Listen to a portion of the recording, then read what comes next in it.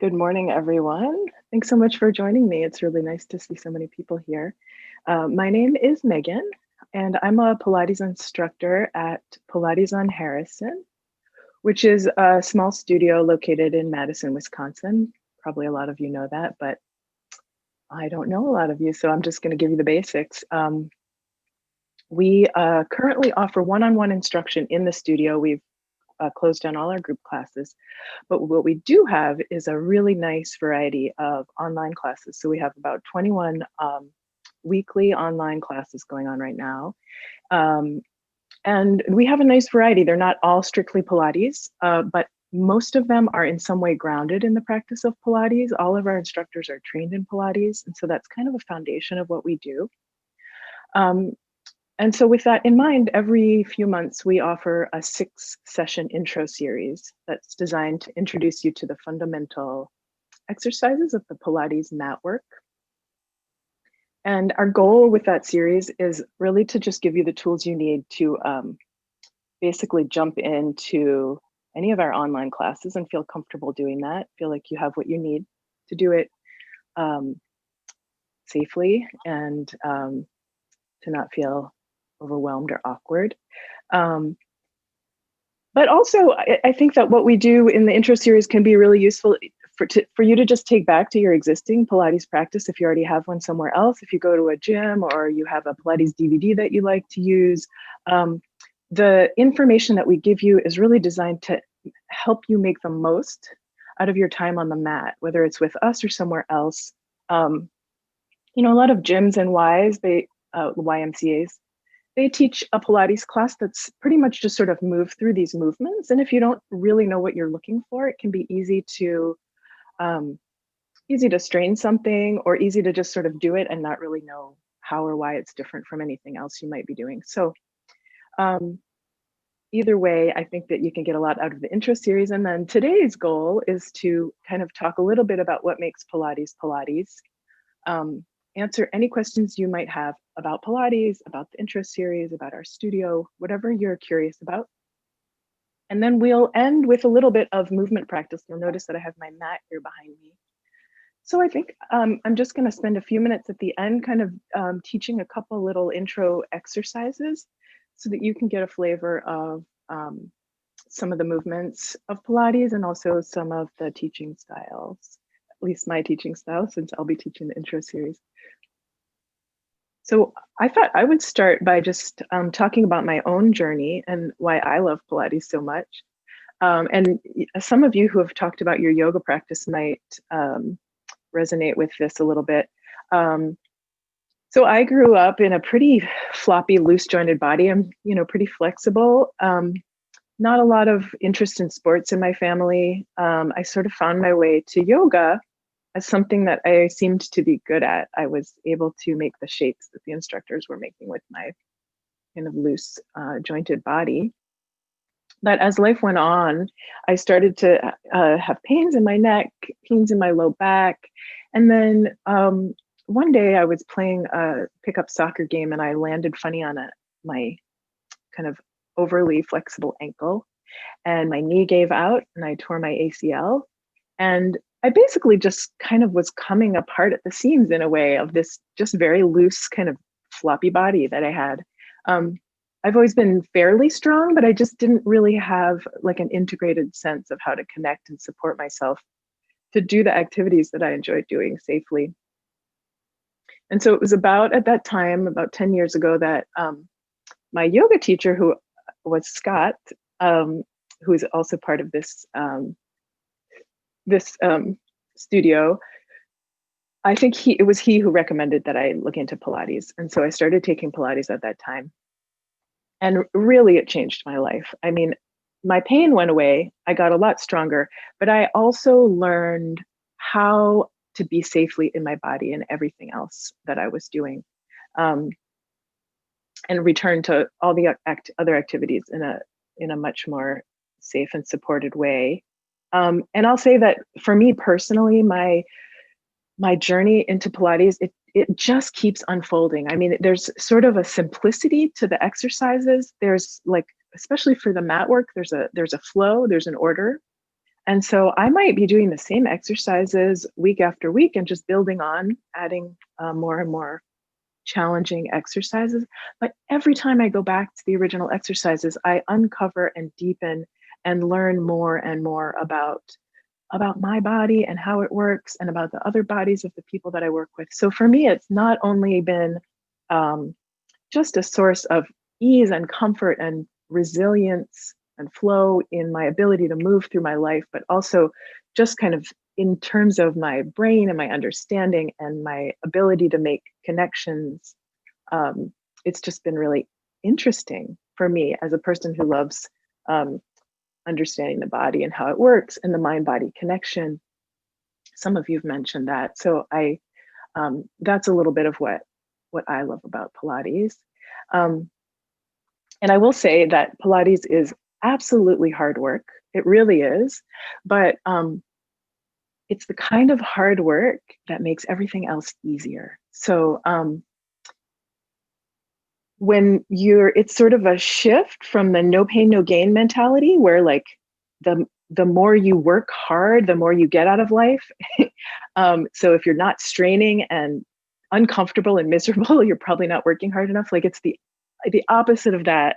It's the let's work hard in a really smart, targeted way and really get strong in where it matters so that everything else becomes much easier. So the guiding question for me is just always like, where can we find the ease?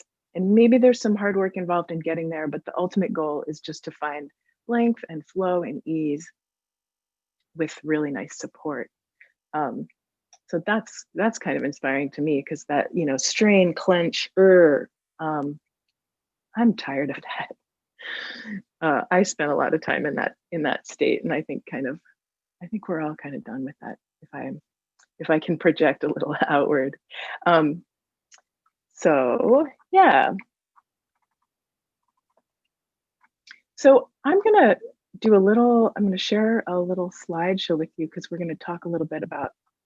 I think I mentioned that there's actually a man named Joe Pilates. So we're gonna meet him for a moment. Let me start this.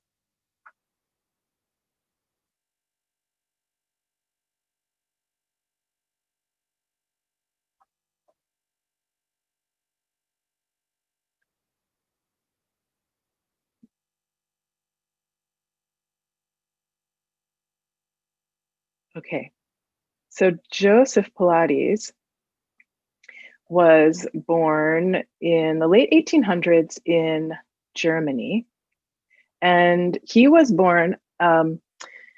He had as he was kind of a weak, sickly child. Um, oh dear, just a moment.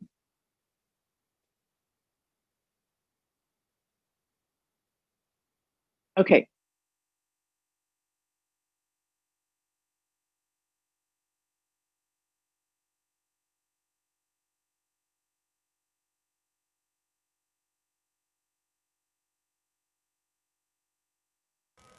We can't hear you anymore.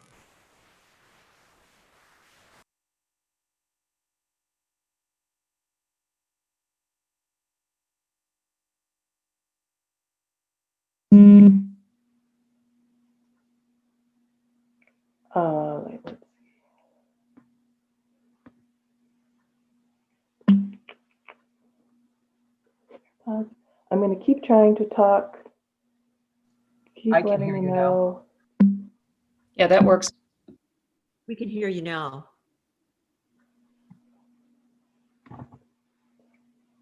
Okay, can you hear me now?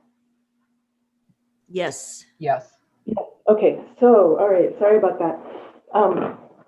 Okay, yeah, so he was born with some health issues, but he was kind of just born with this innate passion and interest in figuring out how to overcome his health issues. And so he spent his time kind of observing animals and observing human movement and studying and building up his strength so that by the age of 14, he was posing for as a model for anatomical charts. Um, so that just gives you a kind of a sense of his, just like this commitment that he had to figuring out how to access health and strength. And he went on to study Zen and yoga and ancient Greek and Roman fitness regimens, and eventually trained as a boxer and a gymnast, and moved to England where he was working as a boxer when World War I broke out. And he was arrested and put in an internment camp on the Isle of Man, I believe. And so it was during those 4 years that he was in that camp, there was very little to do. And he was surrounded by thousands of other German nationals who they had just been working in England. They were just regular people who were now kind of stuck in this camp with pretty much nothing to do, getting sort of depressed and wasting away and becoming very listless. And it was during this time that he took all the stuff he'd been learning and studying and really kind of integrated it and turned it into the practice that we now know as Pilates. He tells a story of how he was watching the people around him just get more and more sort of dejected and slumped over and depressed. And then at the same time, he was watching these stray cats that were sort of prowling around the grounds. And even though they weren't being fed by humans every day, he would watch them hunt, and they still had life in their bodies and they still had clear, sparkling eyes. And so he had this sort of mission of like, how do we bring people back in touch with their innate life force?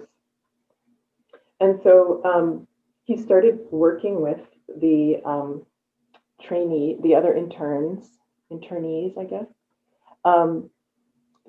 I don't think this is actually a picture. This is a picture of people in the camp that he was in. I don't think this is a picture of them that he was training, but just so you kind of have a sense of what it was like there. So he started training these and working with everyone there, anyone who was interested. And he boasts that no one that was studying with him at that time was stricken by the influenza that was ravaging the country. So he took great pride in how healthy and strong he was able to get the people that he was working with. Another really interesting thing that he was doing, which really informed his work, is that he was working in the camp hospital with all the people who were bedridden. He was told he could work with them, but he was not allowed to let them get out of bed.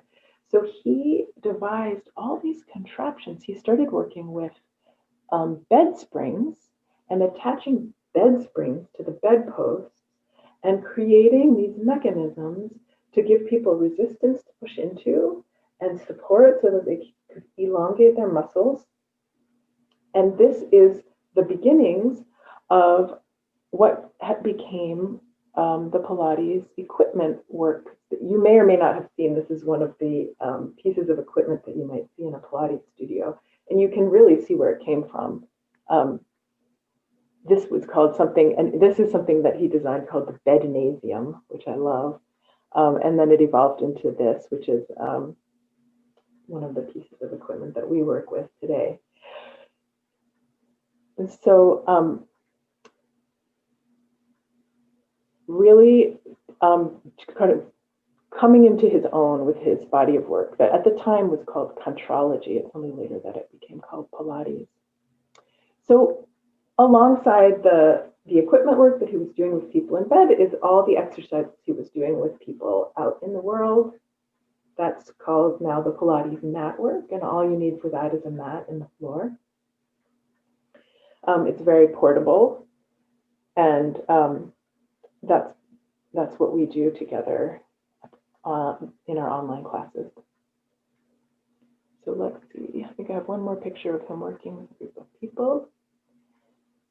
And I'll just say that I think what is most, let me stop the screen share for a moment. Nice to be able to see you all.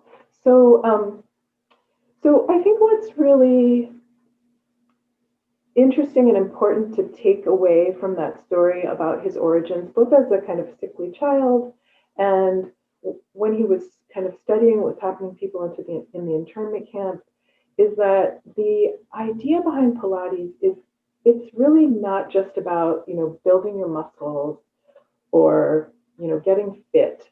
He really had this sense that what he was doing was trying to understand how to free up the body to return to the natural flow of energy that is available when everything else is functioning well and flowing freely. And I think that you'll find in our classes, and I'd love to hear from folks who've been coming to them, that we really do work in that way where we're not just, pushing you through the exercises, but breaking things down, really explaining not just the what, but the why of what we're doing, and trying to find the connection into, oh, bye, Jeff, the connection into center that allows ease and vitality through the rest of the body. So I'll just show you. I'm going to show you again. Thanks for bearing with me.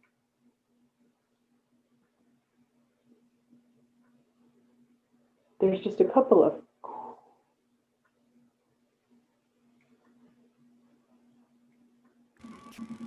So here is Megan? a picture of, this is Megan? his book, right? He called it a return to life through contrology. So that gives you a sense of what he was looking for. Coming back to life, really. And then on the left is, I just love this, the art and science of contrology, coordination of body, mind, and spirit. So that's really what we're looking at, is kind of the synchronization of health, not only in body, but mind and spirit as well.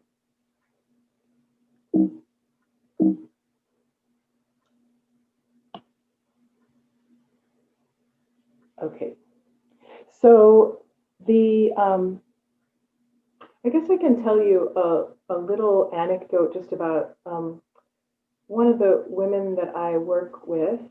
When I first met her, she was caring for a husband with Alzheimer's disease. And so she was just, she had a really quite a stressful life at the time that she started coming into the studio. And one day, very early on, she came back and she said, I didn't think I was depressed, but after our last session, when I was driving home, all of a sudden I felt happy. And I realized how bad I had been feeling before that. And so we were just moving. We were articulating the spine. We were getting her belly moving, and that little spark came back in. And I love to think about that when I'm thinking about the benefits of Pilates, because it really does affect you in more than just. I shouldn't say more than just your body, because it's all one piece, right? But you'll notice it in lots of different areas. All right, so I'm going to continue with just talking a little bit about what makes Pilates Pilates. So a couple of the specifics, sort of the principles and ideas underlying the method. And then I'll stop again for questions. And then we will go into a little bit of movement. And I'll end with just introducing, I'll kind of just describe the intro series and how it works, and then we can close there. So Pilates has six principles, and I'll just name them.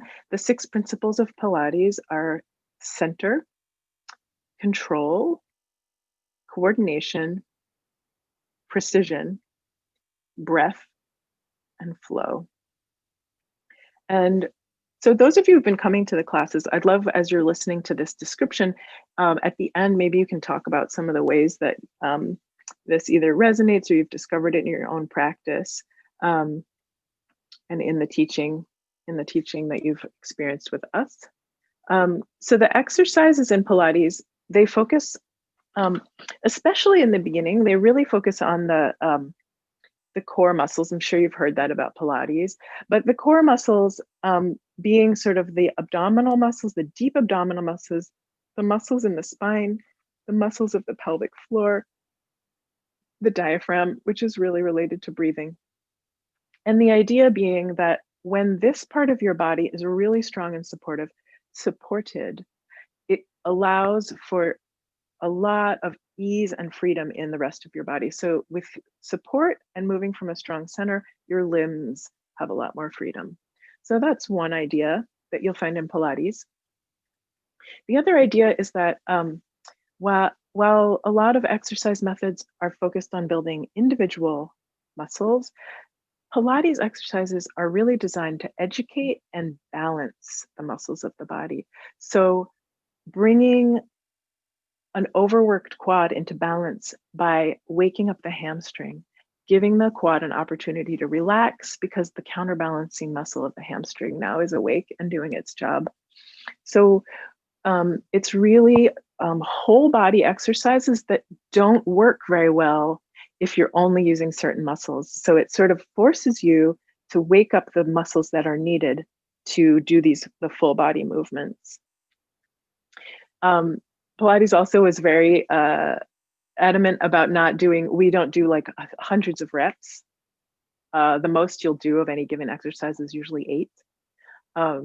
So you keep moving through the exercises. You do just a few reps, keep it fresh, keep it moving, and keep flowing through the flow, through the routine. By working your muscles in a lengthened capacity, so we don't want to just be strong when our muscle is short and up here. We want to be strong when our muscle is also long and out here. And so Pilates, when you saw with the springs how that worked, as you're reaching into the springs, you're pressing and you're lengthening, but also with the mat work, it's designed in such a way that you're building strength with length. And that has a nice side effect of making your limbs and your body really nice and long and kind of elegant, but it also really decompresses the joints, decompresses the spine, creates flexibility, but not the same kind of flexibility in yoga where you're pressing into the end range of the joints, but where you're learning how to be strong when the muscle is long. So it's not creating a longer muscle, but it's bringing the muscle back to its full range of motion. So we tend to get sort of locked into these places, and then we think, oh, okay, I think I'm open now, but really there's so much more space for openness that if it's supported and not just being yanked, can be really liberating and freeing for the body. Pilates works with breath. I think breath in so many traditions, right? It's sort of like the spark of life. It's where the inner meets the outer. It's that interface. And so where we have breath, we have health. Where we have breath, we have movement. Where we don't have breath, things get locked up. They get stagnant. And so Pilates said, if you don't have breath, you don't have anything. So breath is a real focus in Pilates. All of the movements have specific breathing that goes with them. And we'll spend a little bit of time at the beginning of our first class in the intro series, really learning how to breathe, looking at where the lungs are, what space they take up in the body, and sort of remembering like, oh, what about breathing into the part of your lung that's up here? When's the last time you did that? Or what's it like to really notice that your lungs take up most of your back, and rather than breathing all out here in this little range of motion at the ribs, what happens if you start to breathe into your whole back body? I think of that as kind of I will say those again. Thanks, Lois. I think of that as an internal massage from breath. Here, I'm going to do a little. Here are the 6 principles.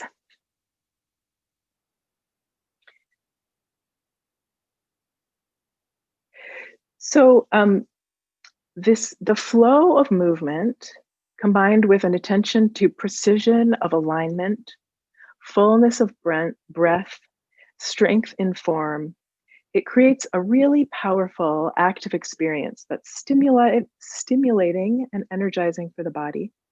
And also, as you can kind of imagine, if you're trying to do all of these things, it really requires an element of mindfulness to to stay present and focused, to to to coordinate your movement with your breath, to find the precise movements. Um, all of this requires the brain to be fully present, and it requires an awareness of internal experience. You start to really develop a relationship with your body and how it works, and when you're accessing um, the muscles that you're trying to access. What you start to notice what feels good and what feels like, I don't think I'm moving from the right place here. This doesn't feel quite right. Um,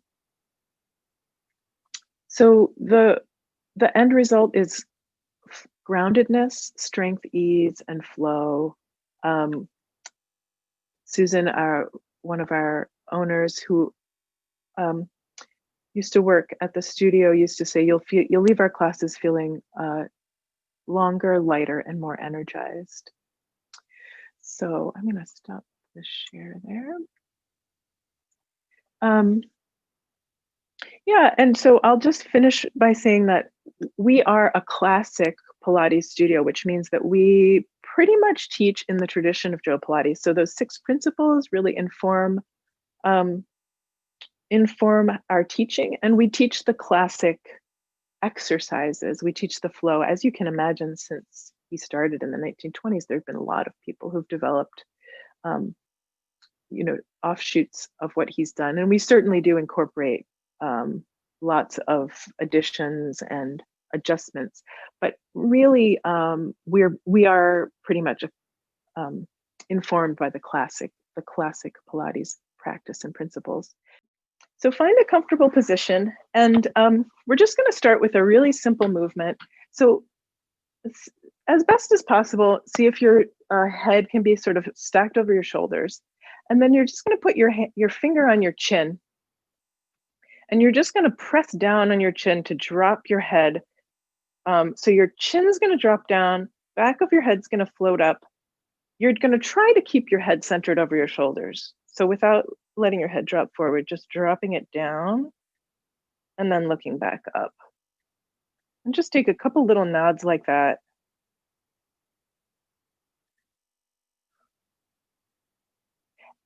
And I'd love to hear from one or two of you of what you notice in the back of your neck as you make that movement. What sort of sensations do you notice? You can put it in the chat or hop in with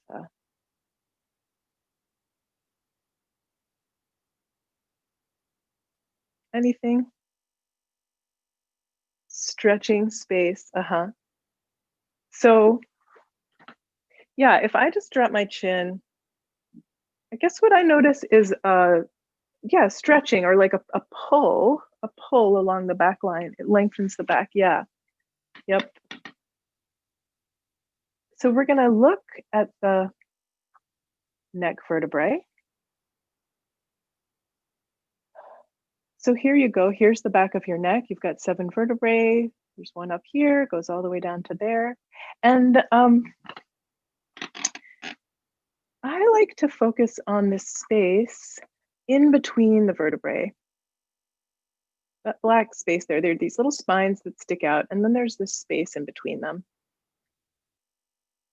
And if I add in some muscles, you can see that there are muscles that connect the spines of those vertebrae. And then right along the side, this is where I felt the pull, was kind of along the side here. Oops, the side of the neck, these muscles here. So let's do that exercise again. And this time, I want you to imagine that space between those spines. You saw those spines sticking out. You saw that empty space between. That as your neck drops, you're going to imagine how the space between the vertebrae has to release and open. So go ahead and find that finger on your chin. The chin just drops down. And this time you're going to imagine each vertebrae opening up behind you.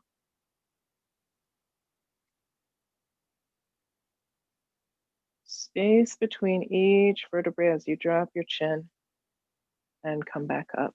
And just take a couple of little nods like that.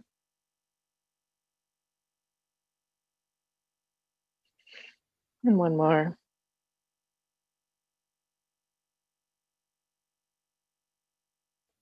And just curious to hear if anybody noticed a difference or if it felt the same once you had that image of your neck opening up behind you. There's no right or wrong answer. Big difference. Love the visuals. Cool. Anybody not feel anything? All right. Okay, so more in control of the movement. Cool. Okay. Yeah, so let's keep going with that. So let's I'm going to share the screen again.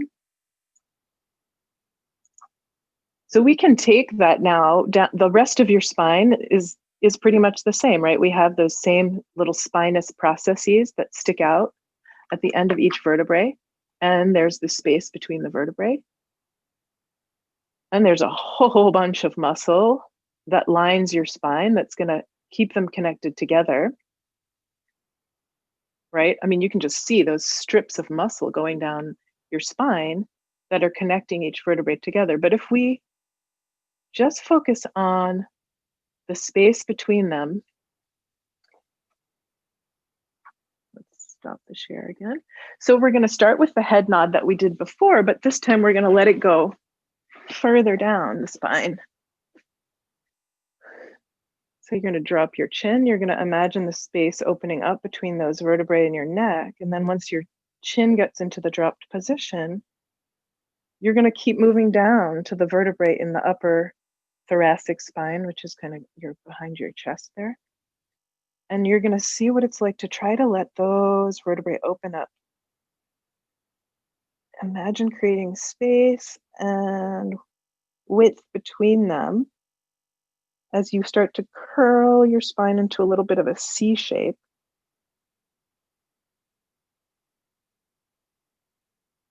And then roll back up. So I've been doing Pilates for a long time. I kind of know what I'm looking for. So I'm going to describe a little bit of what's happening for me. So I'm imagining opening those spaces up. So first of all, that's kind of inviting my body to release the tension in the muscles that are holding everything together. So that's really nice. First of all, just to see like, oh, once I know those muscles are there and I have an image of them, I actually can just kind of allow the space to open up, allow them to move into length, and then come back up. But what I also notice is that my belly has to turn on to keep me from just, I'm really not trying to just kind of slouch forward into a curved back. That's just kind of jamming my vertebrae together and shortening me. So if I really want to find that image of the vertebrae opening, there's a little bit of belly work that actually comes on to help lift and open me up through the back. So I'm dropping my chin, I'm imagining the back of my neck opening. Then I'm letting my spine curl into a C, but it's not a collapsed C, it's a long lengthened C, a little bit of belly work coming on to help me stay long and open in my back.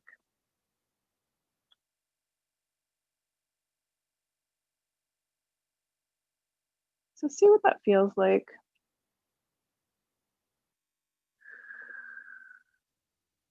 See if you can feel a little bit of how your belly comes on to help you find it.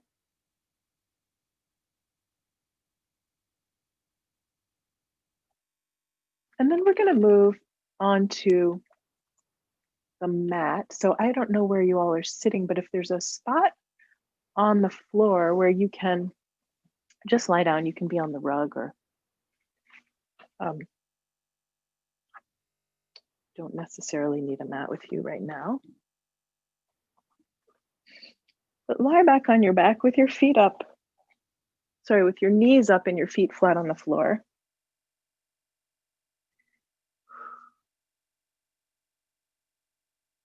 And just take a moment to let your body sort of relax into the floor, especially if some of you have back injuries. It might take a minute to sort of let your sacrum settle,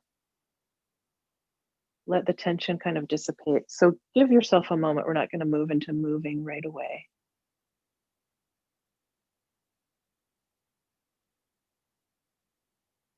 And then we'll just bring your hands behind your head. Elbows are pointed up towards the ceiling and so you can see them in your peripheral vision. And we're going to do, first we're just going to do a little crunch like you were in your exercise class and you were just doing like a little,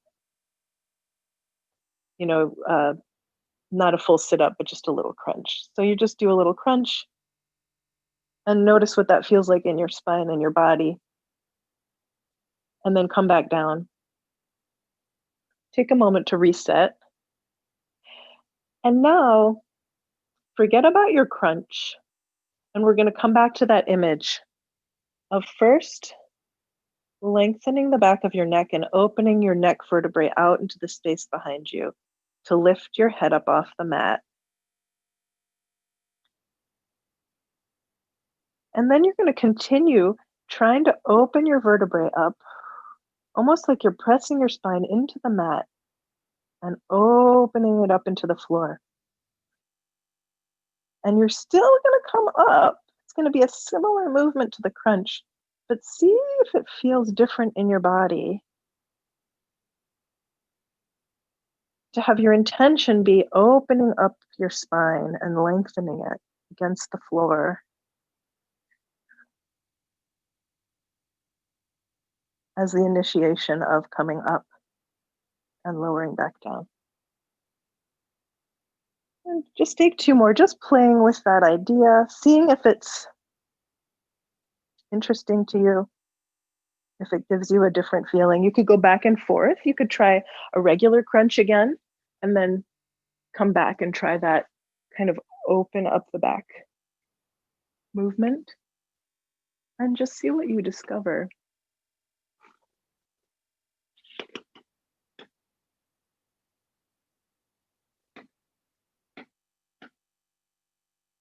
And then I'm noticing that we have 1 minute left. So I'm just going to invite you to slowly make your way back up to sitting. It takes the pressure off my jaw and neck. Okay, beautiful. So you felt a difference. Yeah.